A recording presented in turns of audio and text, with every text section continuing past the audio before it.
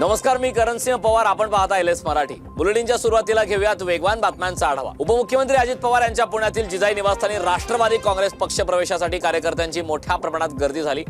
पिंपरी चिंचवड आणि पुणे शहरातील विविध भागातील अनेक कार्यकर्त्यांनी राष्ट्रवादी काँग्रेसमध्ये अधिकृत प्रवेश केला.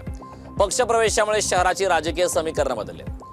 जर धमक्या दिल्या असत्या तर 5 ते 6 अपक्ष उमेदवार निवडणुकीच्या रिंगणात राहिले नसते. टीका करू द्या, 15 तारखेला मतदानानंतर निश्चित चित्र स्पष्ट होईल. लोकशाहीमध्ये सर्वांनाच टीका करण्याचा अधिकार आहे, अशी प्रतिक्रिया मुलुंडमधून निवडणूक लढवणारे किरीट सोमय्या यांचे पुत्र नील सोमय्या यांनी दिली. नांदेड महापालिकेत भाजपचे आमदार डॉक्टर तुषार राठोड यांनी शासकीय विश्रामगृहात बैठक घेतली. महानगरपालिकेच्या निवडणुकीच्या अनुषंगाने आचारसंहिता लागू करण्यात आले. आचारसंहितेमध्ये राजकीय पक्षाचे कार्यकर्ते, लोकप्रतिनिधी यांना शासकीय विश्रामगृहात कोणतेही कार्यक्रम, बैठक घेण्यास बंदी आहे. आता भाजपकडून आचारसंहितेचा भंग करण्यात आला असून निवडणूक अधिकारी काय कारवाई करणार असा प्रश्न सर्वसामान्य नागरिकांच्या मनात उपस्थित होतोय. राणे समर्थकांनी सिंधुदुर्ग जिल्ह्यात सर्वात मोठं शक्ती प्रदर्शन केलं. यावेळी भाजपा आणि शिंदेच्या सेनेतील सर्व कार्यकर्त्यांनी खासदार नारायण राणे यांचं जल्लोषात स्वागत केलं. तसेच हजारो गाड्यांसह गोवा बॉर्डर पासून कणकवलीपर्यंत भव्य रॅली काढण्यात आली. आगामी जिल्हा परिषद आणि पंचायत समिती निवडणुकीच्या पार्श्वभूमीवर सांगोल्यात शेकाप कार्यकर्त्यांचा मेळावा पार पडला. या मेळाव्यातून आमदार बाबासाहेब देशमुख यांनी अनिकेत देशमुख यांच्यावर टीका केली.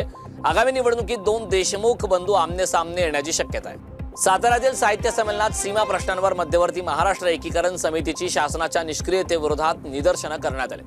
सीमा प्रश्नांवर महाराष्ट्र शासनाने ठोस भूमिका घ्यावी, तसेच सर्वोच्च न्यायालयात प्रलंबित असलेल्या 4/2004 या दाव्याबाबत तातडीने पुढील रणनीती आखावी, अशी आग्रही मागणी यावेळी समितीकडून करण्यात आली. हिंगोलीच्या वसमत तालुक्यातील हट्टा येथे BHMSच्या विद्यार्थ्यावर चाकू हल्ला झाल्याची धक्कादायक घटना घडली.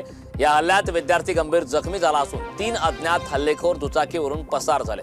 पोलीस पथकाने घटनास्थळाची पाहणी केली असून अज्ञात आरोपींविरोधात पोलीस ठाण्यामध्ये गुन्हा दाखल करण्यात आला. लोणावळा लायन्स पॉइंट जवळील दरीत पडून 38 वर्षीय तरुणाचा मृत्यू झालाय. मात्र हा तरुण खोल दरीत पडला की घातपात झाला याचा तपास लोणावळा ग्रामीण पोलीस करतायत. रत्नागिरीच्या मुंबई गोवा महामार्गावर बर्निंग कारचा थरार पाहायला मिळाला. या आगीत कोणतीही जीवितहानी झालेली नाही, तरीही कार सहित संपूर्ण साहित्य जळून खाक झाले. प्राथमिक माहितीनुसार कार चालकाला डुलकी लागल्यामुळे कार रस्त्याच्या डिवायडरवर आदळली आणि कारने पेट घेतलाय. जागतिक वारसा स्थळ म्हणून ओळखल्या जाणाऱ्या साताराच्या कास तलाव परिसरात आज दुपारच्या सुमारास अचानक वणवा पेटला. कोरडी झुडपे आणि वाऱ्याच्या वेगामुळे संपूर्ण परिसर आगीने व्यापलाय.